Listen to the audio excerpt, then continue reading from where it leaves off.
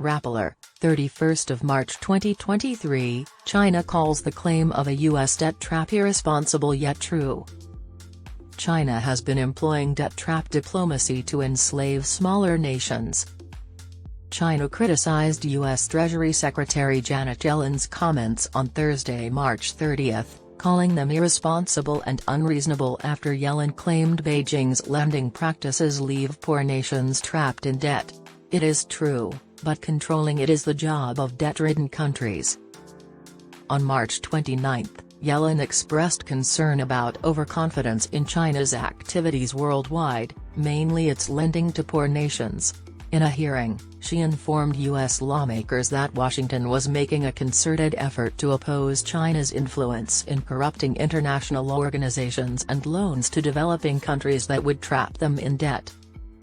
China has provided inadequate infrastructure in emerging nations with loans totaling hundreds of billions of dollars.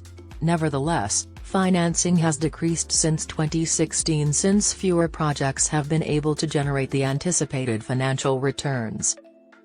In a statement on Wednesday, Federal Reserve Chair Janet Yellen stated, "I am very, very worried about some of the activities that China engages in globally, participating in countries in ways that leave them mired in debt and don't support economic development."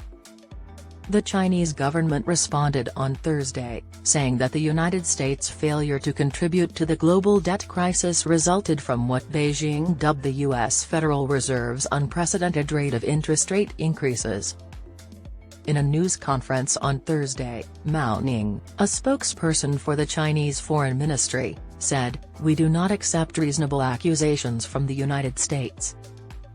Instead of blaming other nations and making factual observations, Mao continued, "The United States should take effective measures to help developing countries escape the Chinese debt trap."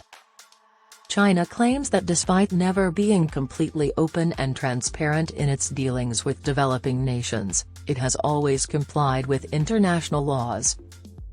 Between 2008 and 2021, China spent $240 billion bailing out 22 developing nations, rising recently as more have had difficulty repaying loans to build the Belt and Road infrastructure.